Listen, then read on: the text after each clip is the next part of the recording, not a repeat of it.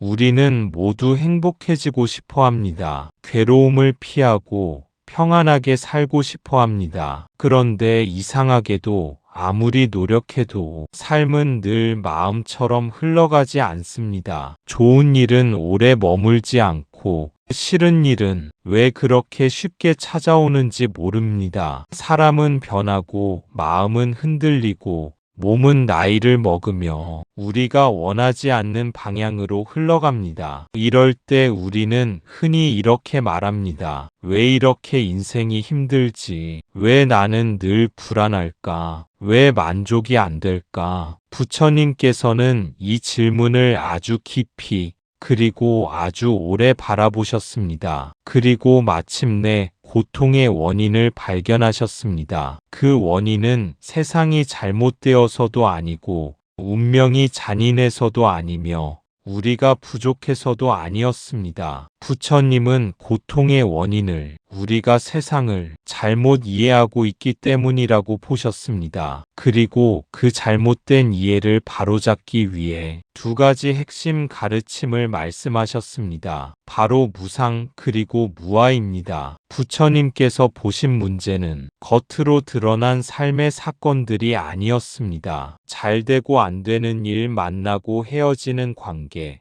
얻고 잃는 결과가 아니라 그 모든 것을 대하는 우리 마음의 태도였습니다. 우리는 삶이 불안정하다는 사실보다 그 불안정을 받아들이지 못하는 마음 때문에 더 괴로워합니다. 변화가 문제라기보다 변하지 않기를 바라는 기대가 우리를 지치게 합니다. 우리는 늘 마음속에 기준을 하나 세워둡니다. 이 정도면 괜찮아야 하고 이만큼 했으면 만족해야 하고 이 관계는 이 정도로 유지되어야 한다고 생각합니다. 그러나 현실은 그 기준을 좀처럼 따라주지 않습니다. 기준과 현실 사이의 간극, 바로 그 틈에서 괴로움이 자라납니다. 부처님께서는 이 괴로움을 없애기 위해 삶을 다른 방식으로 설계하라고 말씀하지 않으셨습니다. 더 많이 가지라거나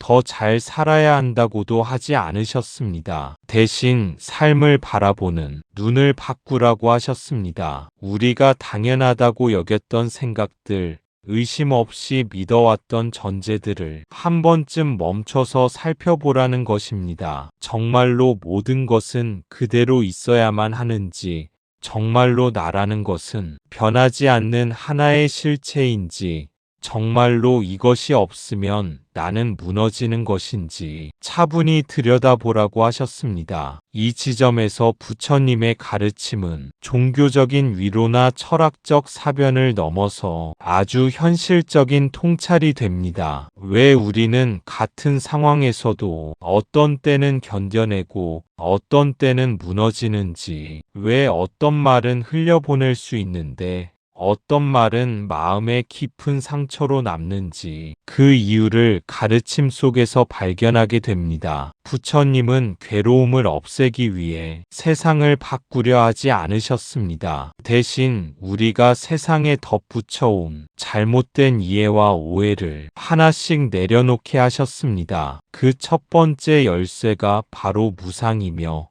두 번째 열쇠가 무아입니다. 이 두 가르침은 삶을 차갑게 만드는 진리가 아니라 삶을 덜 아프게 만드는 지혜입니다. 이제부터 우리는 이 가르침을 통해 왜 붙잡을수록 괴로운지, 왜 놓아줄수록 가벼워지는지를 하나씩 살펴보려 합니다. 무상이란 말은 아주 단순합니다. 이 세상에 변하지 않는 것은 없다는 뜻입니다. 하지만 이 단순한 말이 우리 삶 전체를 뒤흔들 만큼 깊은 의미를 가지고 있다는 사실을 우리는 잘 느끼지 못합니다. 우리는 매일 변화를 겪으면서도 마음속에서는 늘 이렇게 생각합니다. 이건 계속 이럴 거야. 이 상태가 유지될 거야. 이 사람은 변하지 않을 거야. 이 감정은 오래 갈 거야. 그러나 현실은 어떻습니까? 어제 기뻤던 일은 오늘은 별일이 아니고 어제 괴로웠던 일은 시간이 지나면 흐릿해집니다. 사랑하던 마음도 변하고 미워하던 감정도 사라집니다. 몸은 더 분명합니다. 아무도 늙고 싶어 하지 않지만 아무도 늙지 않을 수는 없습니다. 아무도 아프고 싶어 하지 않지만 아무도 아픔을 완전히 피할 수는 없습니다. 부처님께서는 이 사실을 부정하지 말라고 하셨습니다. 오히려 정면으로 바라보라고 하셨습니다. 정면으로 바라본다는 것은 변화를 막으려 애쓰지 않는다는 뜻입니다. 피하거나 외면하지 않고 좋고 나쁨의 판단을 잠시 내려놓은 채 있는 그대로의 흐름을 인정하는 태도입니다. 우리는 흔히 변화 앞에서 두 가지 반응을 보입니다. 하나는 불안이고 다른 하나는 저항입니다. 불안은 미래에 대한 두려움으로 나타나고 저항은 과거에 대한 집착으로 나타납니다. 아직 오지 않은 일을 걱정하거나 이미 지나간 시간을 붙잡으려 합니다. 이 두 마음이 겹칠 때 현재의 삶은 점점 좁아집니다. 부처님께서 말씀하신 무상은 이 불안과 저항을 내려놓게 하는 가르침입니다. 변화는 특별한 사건이 아니라 삶의 기본 조건이라는 사실을 이해할 때 우리는 변화와 싸우는 대신 변화 속에서 살아가는 법을 배우게 됩니다. 무상을 안다는 것은 아무 기대도 하지 말라는 뜻이 아닙니다. 다만 기대가 깨질 때 무너지지 않을 준비를 하라는 뜻입니다. 기쁨이 사라질 수 있음을 알기에 지금의 기쁨을 더 온전히 살 수 있고 괴로움이 머물지 않음을 알기에 지금의 괴로움에 전부를 내주지 않게 됩니다. 이렇게 무상은 삶을 냉소적으로 만드는 가르침이 아니라 오히려 삶을 섬세하게 만드는 시선입니다. 지나가는 것을 지나간다고 볼 수 있을 때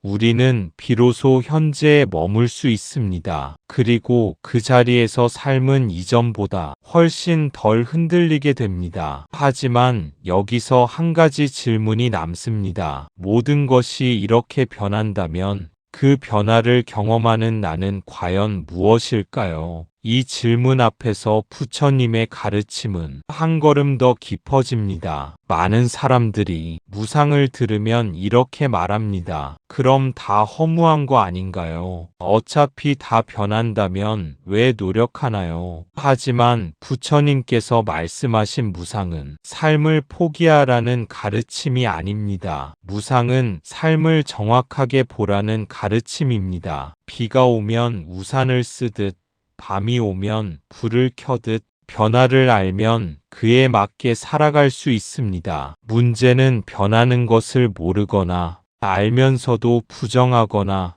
변하지 않기를 집착하는 데서 생깁니다. 부처님께서는 이렇게 보셨습니다. 괴로움은 변화 때문에 생기는 것이 아니라 변하지 않기를 바라는 마음 때문에 생긴다. 우리가 변하지 않기를 바라는 마음은 대부분 두려움에서 시작됩니다. 잃을까봐 두렵고 달라질까봐 불안하고 지금의 나를 더 이상 지탱할 수 없을까 걱정합니다. 그래서 우리는 변화 그 자체보다 변화가 가져올 결과를 미리 상상하며 스스로를 괴롭힙니다. 그러나 변화는 언제나 현재에서 일어납니다. 미래에 한꺼번에 닥치는 것이 아니라 아주 작은 순간들의 연속으로 지금 이 자리에서 진행됩니다. 부처님께서 무상을 통해 보라고 하신 것은 이 현재의 흐름입니다. 이미 지나간 것과 아직 오지 않은 것 사이에서 지금 무엇이 일어나고 있는지를 분명히 보라는 것입니다. 무상을 이해하기 시작하면 삶에 대한 태도가 조금씩 달라집니다. 결과를 움켜쥐는 대신 과정에 더 집중하게 되고 영원할 것을 기대하기보다 지금 할 수 있는 최선을 선택하게 됩니다. 이 선택에는 체념이 아니라 오히려 책임과 깨어있음이 담겨 있습니다. 변하지 않기를 바라며 사는 삶은 항상 긴장 속에 놓여 있습니다. 무엇인가를 잃지 않기 위해 끊임없이 대비해야 하고 예상과 다른 일이 벌어질 때마다 마음은 쉽게 무너집니다. 반대로 무상을 이해한 삶은 변화가 와도 완전히 무너지지 않습니다. 이미 알고 있었기 때문입니다. 이처럼 무상은 노력을 무의미하게 만드는 가르침이 아니라 노력의 방향을 바로잡아주는 지혜입니다. 붙잡기 위한 노력이 아니라 살아있는 현재에 응답하는 노력이 되게 합니다. 그때 삶은 이전보다 훨씬 단단해지고 마음은 덜 흔들리게 됩니다. 그리고 이 지점에서 우리는 자연스럽게 다음 질문과 마주하게 됩니다. 이 모든 변화 속에서 붙잡으려 했던 나는 과연 무엇이었는지, 그 질문이 우리를 또 하나의 깊은 가르침으로 이끕니다. 사람 관계에서 괴로운 이유는 무엇일까요? 상대가 변했기 때문일까요? 아니면 변하지 않기를 기대했기 때문일까요? 사실은 대부분 후자입니다. 우리는 마음속으로 이런 기대를 합니다. 이 사람은 예전처럼 나를 대해줘야 해. 이 관계는 이렇게 유지되어야 해. 그러나 사람은 변합니다. 상황이 변하고 마음이 변하고 삶의 조건이 변합니다. 변하는 것은 자연스러운 일입니다. 그런데 우리는 변화를 거부합니다. 그리고 그 거부가 바로 괴로움이 됩니다. 부처님께서는 무상을 통해 이 괴로움의 구조를 드러내셨습니다. 관계에서 우리가 가장 힘들어하는 순간은 상대의 변화 그 자체보다 그 변화가 우리에게 던지는 메시지 때문입니다. 더 이상 중요하지 않은 존재가 된 것 같고 사랑받지 못한다는 느낌이 들며 나라는 사람이 부정당한 것처럼 느껴집니다. 그래서 우리는 상대의 마음보다 그 변화가 불러일으킨 자신의 감정에 더 크게 흔들립니다. 이때 마음속에서는 자주 비교가 일어납니다. 과거의 모습과 현재의 모습을 견주고 예전의 말과 지금의 태도를 나란히 놓습니다. 그리고 그 차이를 문제로 규정합니다. 그러나 그 비교는 관계를 이해하기보다는 관계를 고정된 틀에 가두는 역할을 합니다. 부처님의 가르침은 이 비교의 작용을 조용히 멈추게 합니다. 관계란 본래 살아 움직이는 것이며 항상 같은 형태로 유지될 수 없다는 사실을 있는 그대로 받아들이게 합니다. 이렇게 볼 수 있을 때 관계는 소유의 대상이 아니라 만남의 과정으로 바뀝니다. 관계를 과정으로 바라보면 우리는 덜 요구하게 되고 덜 실망하게 됩니다. 상대가 나의 기대를 충족시키지 못할 때마다 상처받는 대신 지금 이 관계가 어떤 모습으로 흘러가고 있는지를 차분히 살펴보게 됩니다. 그 시선 속에는 비난보다 이해가 먼저 자리합니다. 이해가 생기면 선택의 여지도 함께 생깁니다. 계속 이어갈 것인지,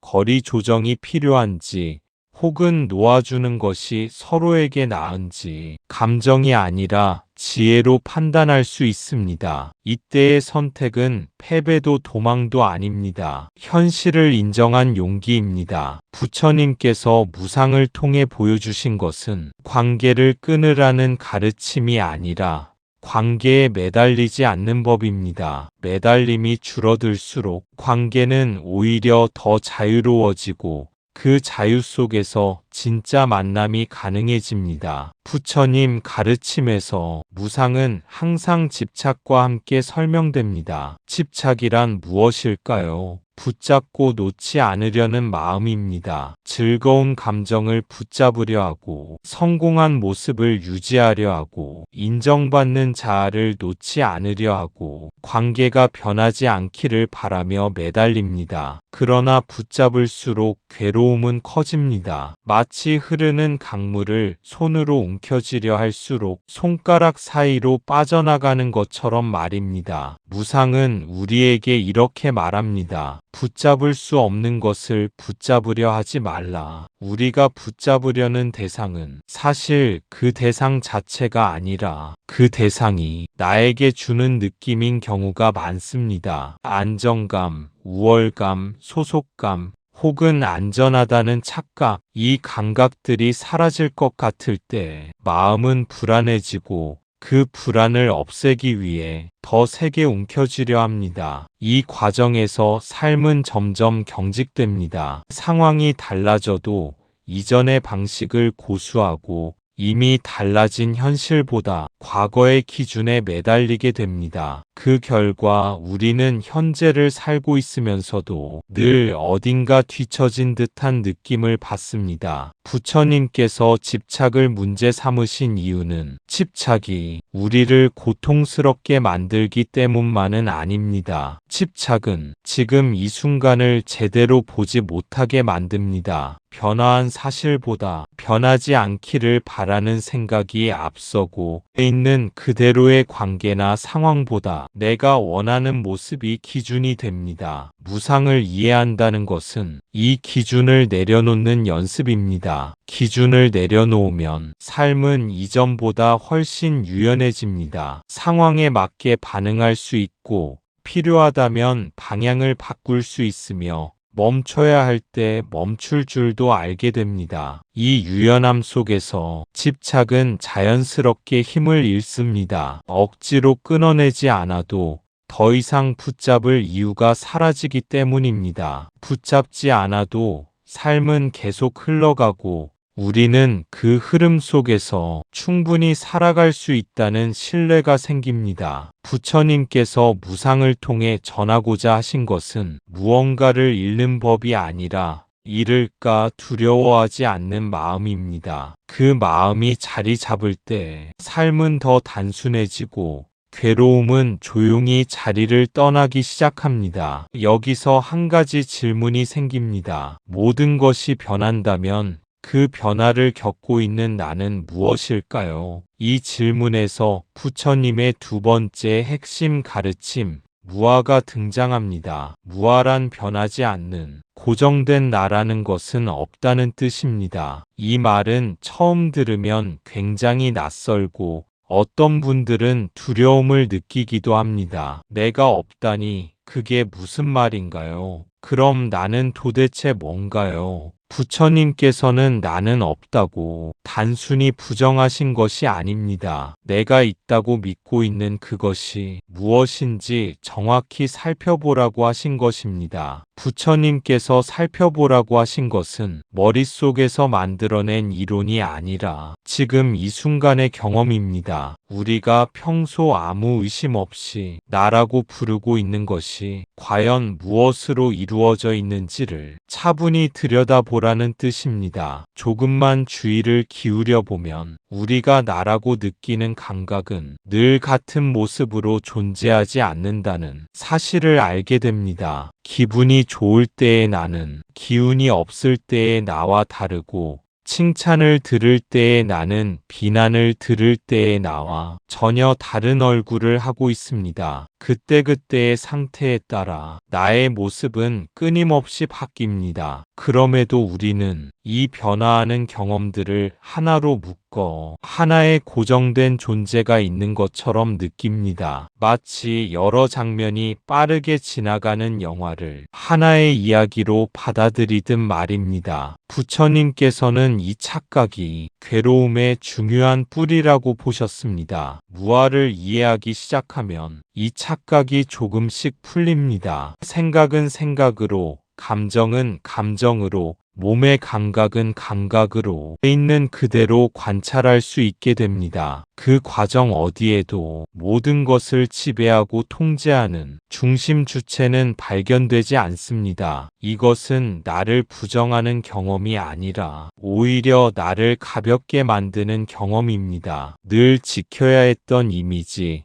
항상 일관되어야 한다는 부담, 흔들리면 안 된다는 강박이 서서히 느슨해집니다. 그 자리에 숨을 쉴 수 있는 여지가 생깁니다. 부처님께서 무아를 통해 보여주신 길은 나는 아무것도 아니다라는 결론이 아니라 나는 고정될 필요가 없다는 자유입니다. 그 자유를 이해할수록 우리는 자신에게도 타인에게도 조금 더 부드러워질 수 있습니다. 우리는 보통 이렇게 말합니다. 이 몸이 나다. 이 생각이 나다, 이 감정이 나다, 이 성격이 나다. 그런데 하나씩 살펴보면 과연 그것이 정말 나라고 할 수 있을까요? 몸은 어떻습니까? 어릴 때의 몸과 지금의 몸은 같습니까? 계속 바뀌고 있습니다. 감정은 어떻습니까? 아침의 감정과 저녁의 감정은 다릅니다. 기쁨, 슬픔, 분노, 불안은 잠시 머물다 사라집니다. 생각은 어떻습니까? 하루에도 수없이 바뀝니다. 통제조차 잘 되지 않습니다. 부처님께서는 이 모든 것은 조건에 따라 생겼다가 사라지는 것일 뿐, 이것이 바로 나다라고 붙잡을 수 있는 실체는 없다고 보셨습니다. 이렇게 살펴보면 우리가 나라고 불러왔던 것들은 모두 잠시 머물다 지나가는 경험들임을 알게 됩니다. 그런데도 우리는 이 지나가는 것들 가운데 하나를 붙잡아 자기 자신이라고 규정해 왔습니다. 그리고 그 규정이 흔들릴 때마다 불안과 두려움을 느꼈습니다. 무아의 가르침은 이 불안을 정면에서 다룹니다. 지켜야 할 고정된 자아가 없다는 사실은 처음에는 허전하게 느껴질 수 있지만 곧 다른 의미로 다가옵니다. 늘 같아야 할 이유가 사라지고 지금과 달라졌다고 해서 잘못된 존재가 되는 것도 아니라는 넓은 시야가 열립니다. 이 시야 속에서 자기 자신을 대하는 태도도 달라집니다. 실수했을 때 스스로를 몰아붙이기보다 하나의 조건 속에서 나타난 결과로 바라보게 되고, 부족함이 드러났을 때 자존감 전체가 무너지는 대신 배울 수 있는 여지가 생깁니다. 나라는 이름으로 모든 것을 떠안지 않아도 되기 때문입니다. 또한 무아는 타인을 바라보는 시선도 바꿉니다. 상대의 말과 행동을 그 사람의 본질로 단정하지 않게 되고, 어떤 조건 속에서 그런 모습이 나타났는지를 함께 보게 됩니다. 그럴 때 판단은 줄어들고 이해할 수 있는 공간이 넓어집니다. 부처님께서 무아를 통해 전하고자 하신 것은 자아를 해체하라는 요구가 아니라 자아에 매여 있던 마음을 풀어주려는 자비입니다. 붙잡을 실체가 없다는 사실을 받아들일수록 우리는 오히려 더 자유롭게 지금 이 삶을 살아갈 수 있게 됩니다. 무아를 오해하면 그럼 내가 한 일도 내가 아닌 건가요? 책임질 주체가 없는 건가요? 이런 질문이 나옵니다. 하지만 부처님께서 말씀하신 무아는 책임을 부정하는 가르침이 아닙니다. 오히려 그 반대입니다. 무아는 행위와 결과의 관계를 더 분명하게 봅니다. 원인과 조건이 있으면 결과가 생깁니다. 그 흐름 속에서 말과 행동은 분명한 영향을 남깁니다. 다만 그 과정 어디에도 영원히 고정된 주인공은 없을 뿐입니다. 고정된 주인공이 없다는 말은 아무 일도 중요하지 않다는 뜻이 아닙니다. 오히려 모든 선택이 그대로 다음 순간의 조건이 된다는 뜻입니다. 지금의 말 한마디, 지금의 태도 하나가 앞으로 어떤 결과를 만들어낼지를 더 또렷하게 보게 합니다. 이렇게 볼 때 우리는 책임을 외부에 전가하기 어려워집니다. 원래 내가 이런 사람이니까 어쩔 수 없는 성격이라서라는 말은 설득력을 잃습니다. 행동은 고정된 자아에서 나오는 것이 아니라 그 순간이 조건과 선택에서 비롯되기 때문입니다. 이 사실을 이해할수록 삶은 변명보다 깨어있음에 가까워집니다. 무아는 또한 과거에 대한 집착에서도 우리를 풀어줍니다. 이미 지나간 행동이 영원히 나를 규정하지 않는다는 사실은 책임을 회피하게 만드는 것이 아니라 다시 선택할 수 있는 가능성을 열어줍니다. 잘못이 있다면 인정하고 바꿀 수 있다면 바꾸며 다음 순간을 다르게 살아갈 수 있습니다. 이 관점에서 보면 윤리는 외부에서 강요되는 규칙이 아니라 삶의 흐름을 이해한 데서 자연스럽게 나옵니다. 어떤 행동이 어떤 결과를 낳는지를 알기에 조심하게 되고, 타인에게 미치는 영향을 헤아리게 됩니다. 그 배려는 의무가 아니라 통찰에서 비롯된 태도입니다. 부처님께서 무아를 통해 보여주신 책임은 무거운 짐이 아니라 지금 이 순간을 선택할 수 있는 힘입니다. 고정된 나에 묶이지 않을수록 우리는 더 의식적으로 살아갈 수 있고 그 삶은 이전보다 한층 성숙한 방향으로 나아갑니다. 무상과 무아는 서로 떨어진 두 개의 개념이 아닙니다. 모든 것이 변하기 때문에 변하지 않는 나도 없습니다. 변하지 않는 내가 없기 때문에 모든 것은 끊임없이 변합니다. 이 둘은 하나의 통찰입니다. 부처님께서는 이 통찰을 통해 우리가 왜 끊임없이 자신을 방어하고 비교하고 불안해하는지를 보여주셨습니다. 우리가 끊임없이 자신을 방어하는 이유는 흔들리지 않는 기준점이 필요하다고 느끼기 때문입니다. 나는 어떤 사람이어야 하고 어디까지는 지켜야 하며 이 정도의 평가는 받아야 한다는 보이지 않는 선을 마음속에 그어 놓습니다. 그리고 그 선이 위협받을 때마다 불안은 즉각적으로 반응합니다. 비교 역시 같은 구조에서 나옵니다. 나를 확인하기 위해 타인을 기준으로 삼고 상대의 위치를 통해 자신의 가치를 가늠하려 합니다. 그러나 비교는 잠시의 안도만 줄 뿐, 곧 또 다른 불안을 만들어냅니다. 항상 더 위가 있고 항상 더 나은 모습이 있기 때문입니다. 부처님께서 무상과 무아를 함께 보게 하신 이유는 이 끝없는 긴장을 멈추게 하기 위함입니다. 지켜야 할 고정된 나가 없고 비교해야 할 고정된 기준도 없다면 마음은 더 이상 방어 태세를 유지할 필요가 없습니다. 그 자리에 있는 그대로의 경험을 받아들이는 여유가 생깁니다. 이 여유는 무기력이 아닙니다. 오히려 상황에 더 정확히 반응할 수 있는 힘입니다. 불안에 끌려 반응하지 않고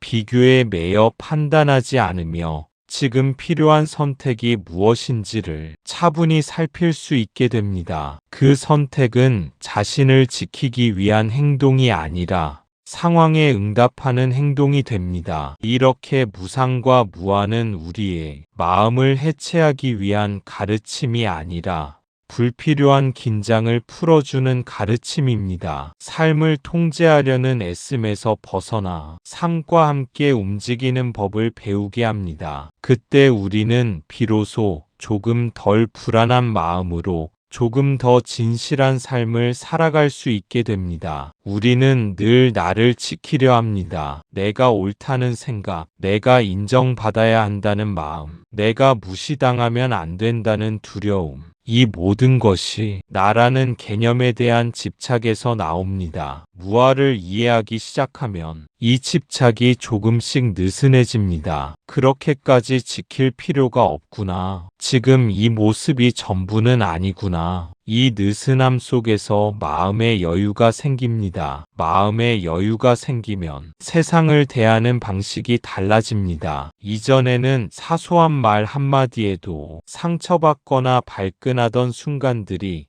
조금은 거리감을 두고 바라보게 됩니다. 그 말이 곧 나의 가치가 되는 것이 아니라는 사실을 어렴풋이 알게 되기 때문입니다. 이 거리감은 차가움이 아닙니다. 오히려 감정에 휩쓸리지 않게 해주는 건강한 간격입니다. 감정이 올라오는 것을 알아차리되 그 감정이 곧 행동이 되도록 내버려 두지 않을 수 있습니다. 그 사이에서 선택의 시간이 생깁니다. 이 선택의 시간은 삶을 훨씬 부드럽게 만듭니다. 바로 반응하지 않아도 되고 당장 증명하지 않아도 되며 모든 상황에서 나를 내세울 필요도 없어집니다. 그 결과 말은 줄어들고 경청은 늘어나며 관계는 이전보다 덜 소모적으로 변합니다. 또한 이 여유는 자기 자신에게도 향합니다. 완벽하지 않은 모습을 보아도 곧바로 실망하거나 자책으로 빠지지 않습니다. 그 역시 하나의 과정임을 알기에 지나치게 몰아붙이지 않게 됩니다. 이 태도 속에서 자기 연민이 아닌 자기 이해가 자라납니다. 부처님께서 무아를 통해 보여주신 변화는 특별한 경지에 이르는 일이 아니라 매 순간을 조금 덜 무겁게 살아가는 법입니다. 나를 지키느라 애쓰던 힘이 풀릴수록 우리는 더 자연스럽게 삶과 만날 수 있게 됩니다. 흥미로운 점은 무상과 무아를 깊이 이해할수록 타인에 대한 자비가 자연스럽게 생긴다는 점입니다. 왜냐하면 나 역시 조건의 산물이고 상대 역시 조건의 산물이기 때문입니다. 누군가 화를 낸다면 저 사람은 왜 저럴까가 아니라 어떤 조건이 저런 모습을 만들었을까라고 보게 됩니다. 판단보다 이해가 먼저 나오고 비난보다 연민이 앞서게 됩니다. 이것이 부처님 가르침의 방향입니다. 이렇게 자비가 자리 잡으면 타인을 대하는 방식뿐 아니라 갈등을 마주하는 태도도 달라집니다. 상대의 말이나 행동을 곧바로 공격이나 무례로 해석하지 않고 그 이면에 깔린 상황과 마음의 상태를 함께 보게 됩니다. 이 시선은 갈등을 완전히 없애주지는 않지만 불필요하게 키우지 않게 해줍니다. 자비는 약함이 아닙니다. 모든 것을 받아주거나 경계를 허물어버리는 태도도 아닙니다. 필요할 때는 분명하게 선을 긋고 거리 조정을 할 줄도 압니다. 다만 그 과정에서 상대를 적으로 만들지 않습니다. 미워해야 할 대상으로 규정하지 않기에 마음은 덜 소모됩니다. 이러한 자비는 가장 먼저 자기 자신에게 향합니다. 실수했을 때 끝없이 자신을 비난하지 않고 힘들 때 그 감정을 억누르거나 부끄러워하지 않습니다. 조건이 맞지 않아 그런 모습이 나타났음을 이해할 때 자기 자신에게도 조금 더 너그러워질 수 있습니다. 부처님 가르침에서 자비는 도덕적 명령이 아니라 통찰의 자연스러운 결과입니다. 무상과 무아를 통해 세상을 보는 눈이 바뀌면 그에 따라 마음의 방향도 달라집니다. 억지로 착해지려 애쓰지 않아도 상대를 이겨야 할 대상으로 보지 않아도 삶은 이전보다 한층 부드러운 결을 띠게 됩니다. 이 부드러움 속에서 관계는 숨을 돌릴 공간을 얻고 우리 자신 역시 조금 더 편안해집니다. 이것이 부처님께서 무상과 무아를 통해 궁극적으로 이끌고자 하신 삶의 모습입니다. 이제 이 가르침을 우리 삶에 어떻게 적용할 수 있을까요? 먼저 무상입니다. 감정이 올라올 때 이 감정도 머물다 가겠구나. 힘든 상황에서 이 또한 변하겠구나. 좋은 순간에도 이 순간을 소중히 하되 붙잡지는 말자. 이 태도는 삶을 가볍게 만듭니다. 삶이 가벼워진다는 것은 아무 일도 중요하지 않게 여긴다는 뜻이 아닙니다. 오히려 매 순간을 더 또렷하게 살아간다는 의미에 가깝습니다. 흐름을 알기에 지금 무엇에 힘을 써야 하는지가 분명해지고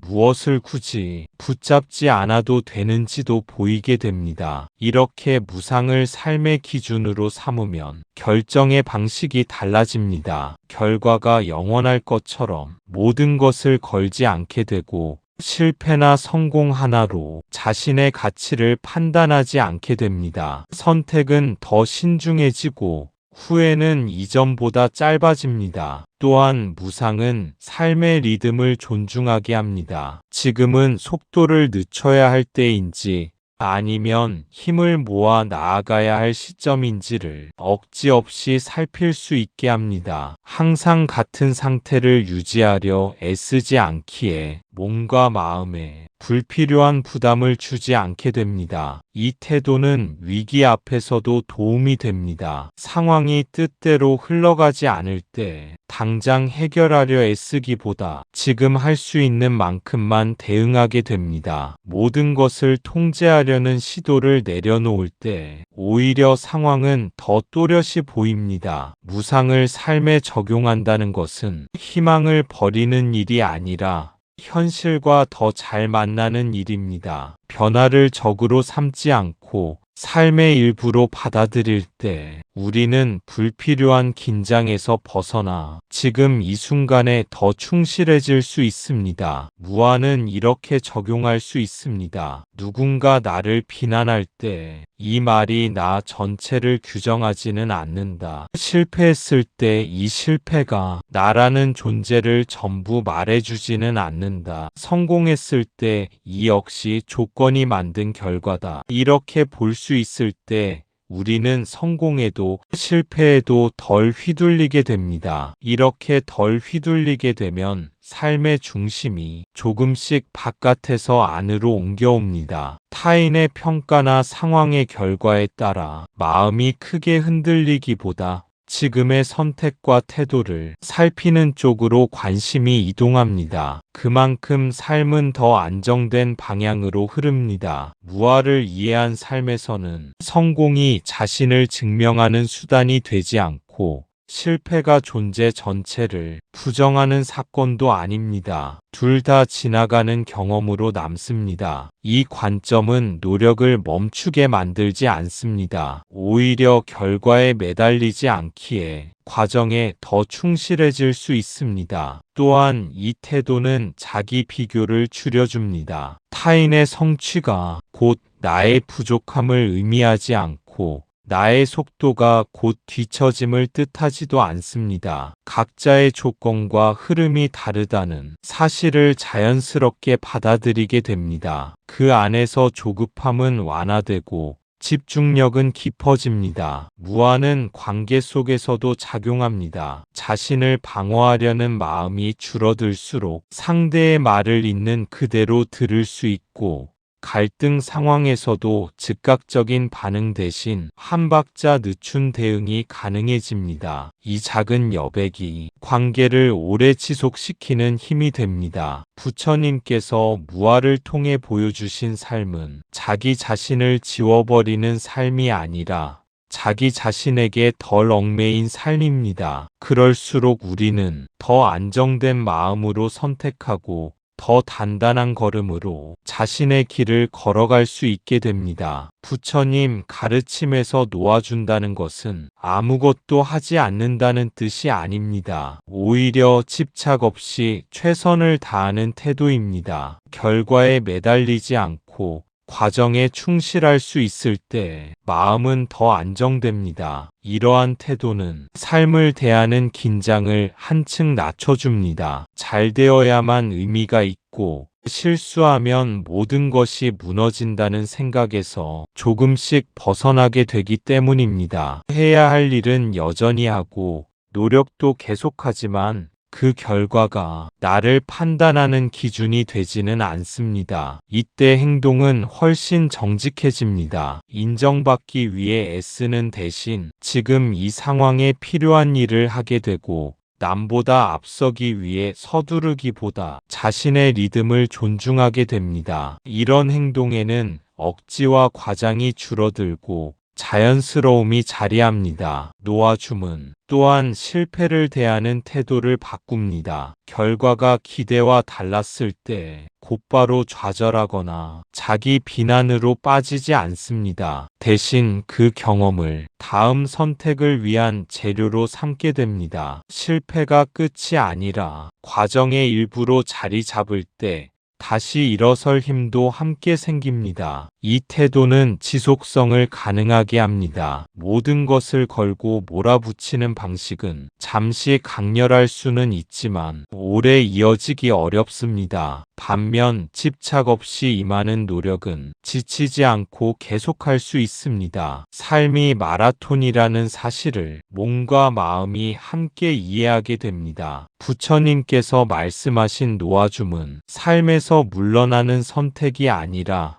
삶과 더 깊이 만나는 방식입니다. 과정에 머무를 수 있을 때 우리는 지금 이 순간을 비로소 살아가게 됩니다. 부처님께서 무상과 무아를 말씀하신 이유는 우리를 허무하게 만들기 위해서가 아닙니다. 괴로움에서 벗어나게 하기 위해서입니다. 변하지 않는 것을 찾느라 지친 마음에게 그럴 필요 없다고 말해주는 가르침, 끝없이 나를 증명하려 애쓰는 마음에게 잠시 쉬어도 된다고 말해주는 가르침, 무상과 무아는 차갑고 어려운 철학이 아니라 우리 삶을 부드럽게 감싸는 깊은 자비의 언어입니다. 이러한 태도는 삶을 대하는 긴장을 한층 낮춰줍니다. 잘 되어야만 의미가 있고 실수하면 모든 것이 무너진다는 생각에서 조금씩 벗어나게 되기 때문입니다. 해야 할 일은 여전히 하고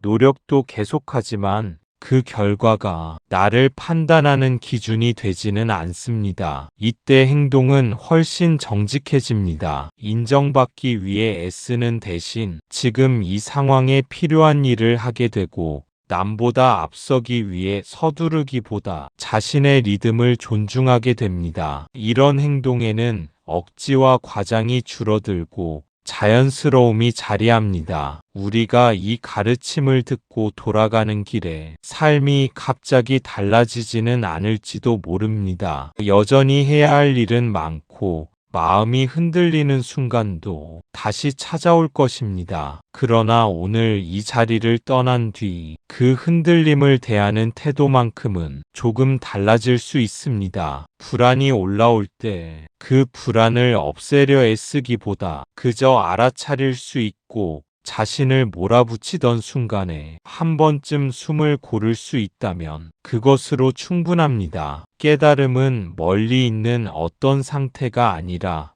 이렇게 삶 속에서 조금 다른 선택을 가능하게 하는 힘입니다. 부처님 가르침은 삶의 문제를 한 번에 해결해 주는 답이 아니라 문제를 바라보는 방향을 바꿔줍니다. 그래서 삶은 여전히 복잡하지만 마음은 예전보다 덜 얽히게 됩니다. 그 차이가 쌓여 하루를 지나고 관계를 지나고 삶 전체를 조금씩 바꿔갑니다. 혹시 오늘 이후에도 다시 집착하고 다시 비교하고 다시 스스로를 다그치게 되더라도 그것을 실패로 여기지 않으셔도 됩니다. 그 또한 인간의 자연스러운 흐름이기 때문입니다. 다만 그 순간에 이 가르침을 한번 떠올릴 수 있다면 이미 길 위에 있는 것입니다. 부처님께서 보여주신 길은 완벽해지는 길이 아니라 덜 괴로워지는 길입니다. 더 높아지는 길이 아니라